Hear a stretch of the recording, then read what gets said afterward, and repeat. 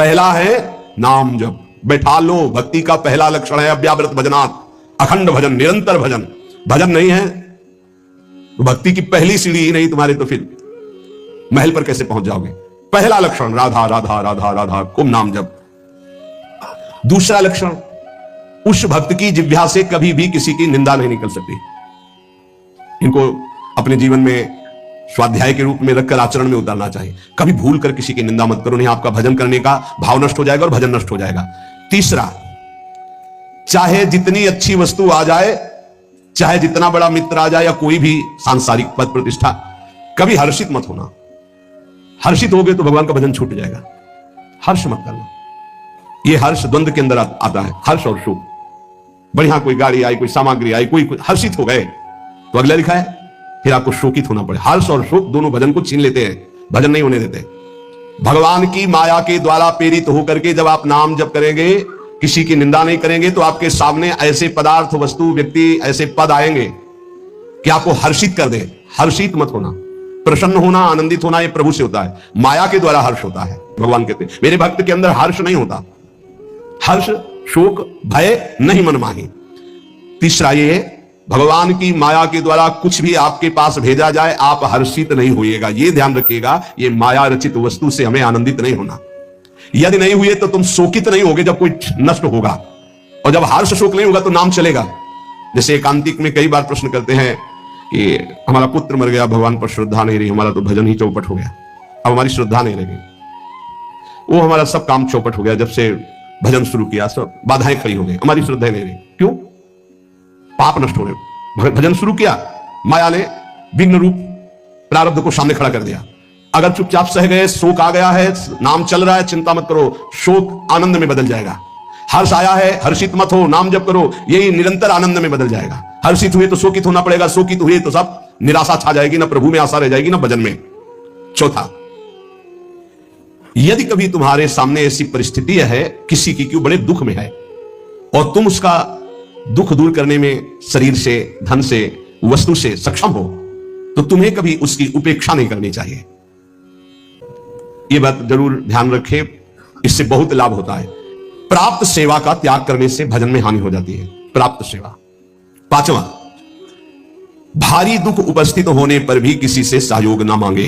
भक्त, हमें नहीं मांगना, हमें प्रभु की तरफ देखना। अगर उनकी तरफ से कोई भेजा हुआ है तो मानते हैं कि निमित्त बनाकर प्रभु ने इसको भेजा है, हमारी कोई पर्सनल मांग नहीं, पर्सनल संबंध नहीं। तभी आप भगवत भाव को जान पाएंगे कि कितनी कृपा हम पर है। अपना भारी से भारी समस्या में केवल संबंध प्रभु से रहना चाहिए, किसी अन्य के प्रति हमारा भाव ना जाए। ये अध्यात्म है, इसे ठीक से समझ लीजिए। भारी से भारी दुख उपस्थिति होने पर भी हम किसी से सहयोग ना मांगे।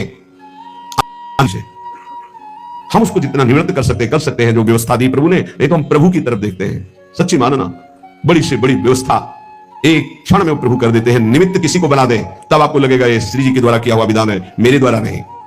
छठा,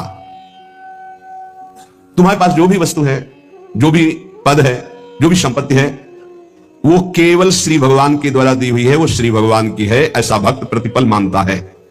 नाथ सकल संपदा तुम्हारी, मैं सेवक समेत सुतनारी। साधन वैराग्य मार्ग में जो तपस्या है, जो भजन है, जो ज्ञान है, जो वैराग्य है, जो प्रेम है, जो भी, वो प्रभु के द्वारा प्रदत्त है। इसलिए कभी उसका अभिमान न करें, न बाहरी पद प्रतिष्ठा संपत्ति का, न आंतरिक तप समाधि आदि तक का। सातवां, कोई भी प्राणी कितना भी तुम्हारे प्रति, वही जो अभी वृंदावन महिमामृत में सुना, कितना भी अपमान करे, निंदा करे, अपराध करे, चुप रहना, सहन कर जाना, कुछ मत बोलना। उसकी तो तुम्हारी क्षमा ही जाकर के बुद्धि ठीक कर देगी। दंड से ज्यादा क्षमा में बल होता है, ध्यान रखना। भगवान शिव कह रहे हैं, अपने कर्म जाए अपकारी, उमा क्षमा साप होते भारी। यदि आपने क्षमा कर दिया तो आपका आनंद बढ़ेगा, और वो क्षमा उसके लिए सांप से भी अधिक दंड जाकर के देगी। हमें ऐसी भी भावना नहीं करनी, हमें हृदय से क्षमा करना है। पर वो अपकार करने वाला अपने आप जलेगा, अपने आप नष्ट होगा, आपको क्षमा ही करना। जैसे किसी की सोच है कि अगर उसे क्षमा कर दिया तो बढ़ता चला जाएगा। नहीं, ये क्षमा ही अस्त्र है, उसको जाकर के परास्त करेगी, उसके हृदय को, उसकी बुद्धि को ऐसी जगह गिराएगी, उठ नहीं पाएगा। उमा क्षमा साप होते भारी, सांप से भी, दंड से भी ज्यादा उसका वो क्षमा हिसाब कर देगी। आपकी तरफ से क्षमा होना चाहिए। ये संत, ये भक्त, ये वैष्णव जनों का बल होता है, क्षमा एक बल है। आठवां, अपने गृह कार्य करते हुए या अपने साधन कार्य करते हुए बुद्धि को चंचल ना होने दे, अपने साधन पे रखे, अर्थात नाम जप चलना चाहिए। कार्य करते हुए, अपने साधन कार्य को करते हुए बुद्धि को चंचल ना होने दे, उसे अपने लक्ष्य में रखिए, अपने आराध्य देव में रखिए, श्यामा श्याम में रखिए।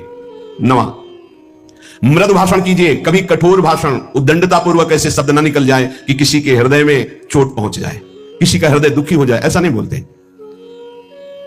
बहुत संभाल के भक्त को बोलना चाहिए। आपकी वाणी नाम जप करती है, इसलिए कोई ऐसे शब्द ना निकले, बहुत भूल हो जाती। कभी कभी ऐसे शब्द निकल जाते हैं जिनको फिर बाद में बड़ा पश्चाताप होता है। यद्यपि हितकर भावना से ही निकलते हैं, पर वो नहीं निकलने चाहिए, क्योंकि भजन करते हो सत्य हो जाएगा उसके ऊपर। मान लो धाम वास करते हो, भजन करते हो, आपने शासन के लिए ही बोल दिया, भोगोगे दुर्गति हो जाएगी, मान लो, नहीं बोलना। तो भाई ऐसे चलने से ऐसा होता है, ऐसे चलने से ऐसा होता, बस भोगोगे दुर्गति हो जाएगी, समझ नहीं पा रहे आप, सीधे उसको दंड विधान दे रहे हो, ऐसी गलती हो जाती है। आप जितना भजन करते हैं वो भजन कोई साधारण नहीं है। आप जो राधा राधा बोलते हैं, मधुर भाषी रहिए, किसी को ऐसा न निकल जाए कि उसको दंड भोगना पड़े, तो आपका भजन क्षीण हो जाएगा। प्रार्थना करते हैं कि आपके पास अगर भजन है तो कभी किसी को दंड विधान मत सोचना, नहीं लागू हो जाएगा, आपका भजन क्षीण हो जाएगा। इसमें पक्का, आज नहीं तो कल पक्का लागू हो जाएगा, क्योंकि भजन है। भजन नहीं तो ऐसे फालतू कहने वालों का नहीं लगता, लेकिन भजन है तो लागू हो जाएगा, पक्का लागू हो जाएगा। बहुत डरना चाहिए भजन करने वालों से, कहीं हमसे त्रुटि हो जाओ कुछ ऐसा।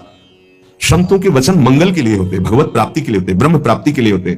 कहीं हमारे द्वारा कुछ ऐसे शब्द ना निकल जाए जो किसी को कष्ट प्रदान करने वाले हो। बहुत संभल के, क्योंकि भजन करते हो, पक्का लागू हो जाएगा। यदि नाम जब कर रहे हो पक्का लागू हो जाएगा, पर आपका भजन क्षीण हो जाएगा। जैसा आप संकल्प करेंगे वैसे आपकी दशा होगी, ध्यान रखना। यदि हम संकल्प करते हैं दूसरों का मंगल हो तो हमारा मंगल हो जाएगा, हम दूसरों का मंगल हो तो हमारा मंगल हो जाएगा, पक्का हो जाएगा। 10वां, गंदी भाषा का प्रयोग, अश्लील भाषा, ये नाम जापक की जिह्वा से नहीं होना चाहिए। गाली गलौज, ये सब गंदी बातें, ये सब नहीं, हंसी मजाक में गंदी बातें, ये सब नाम जापक की जिह्वा पे नहीं होनी चाहिए। कहा जो कोई भी व्यसन करता है, कोई भी व्यसन, उसका नाम सिद्ध नहीं हो सकता, उसका भजन सिद्ध। देखो जो सिद्ध पुरुष हैं उनकी नकल नहीं करनी चाहिए। जो भगवत प्राप्त हैं, जिनका भजन निरंतर चलता है, उनकी नकल नहीं करनी चाहिए, उनका आचरण अनुसरण नहीं करना। वो जो उपदेश से उनका आचरण मिले, ऐसा शास्त्र आज्ञा करते। कोई भी व्यसन साधक अगर करेगा, अश्लील संभाषण बोलेगा, तो नाम कैसे सिद्ध हो पाएगा। 10वां यही कि अश्लील शब्द ना बोले, कोई व्यसन न करे। 11वां, किसी की चुगली न करे। ये प्राय चतुर साधकों में नहीं होता है। रामाई भजते चतुर न, जो विवेकहीन है उनके द्वारा ये गलती ज्यादा हो जाती। चुगली, ये बहुत जल्दी सुकृत नष्ट हो जाते हैं। सुना, वो उनके लिए ये कह रहे थे ऐसा ही है क्या, और वो ऐसा है, वो ये प्रपंच साधकों में नहीं होना चाहिए। किसी की वार्ता नहीं करनी, करनी तो श्यामा श्याम की। 12वां, किसी भी तरह की सांसारिक चर्चाओं का कोई स्थान नहीं होना चाहिए। सांसारिक चर्चा, समाचार पत्र पढ़े, समाचार सुने, या किसी की बात, वो व्यर्थ का कोई भी भाषण उपासक की जिह्वा में नहीं होना चाहिए। भाई अगर आपको नेता बनना है, राजपदों पर राष्ट्र सेवा करनी, तो जरूर समाचार सुनिए। कौन सी पार्टी कितनी प्रबल हो रही है आप देखिएगा, कौन सी क्या व्यवस्था हो रही है, कौन सा आंदोलन चल रहा है, किसकी क्या मांग है, ये तो आप देख लीजिएगा, क्योंकि आपको नेता बनना है, आपको राष्ट्र सेवा। और यदि आपको भगवान की प्राप्ति करनी है तो समाचार पत्र, समाचार आदि यदि सुनोगे तो 24 घंटे की खुराक मन इकट्ठा कर लेगा, और वो उसी तरह के चिंतन में आपको फंसा देगा। और जो चिंतन होता बोले बिना रह नहीं जाता। पुण्यात्मा का, महात्मा का लक्षण है, कितना नाम जमा किया, बोला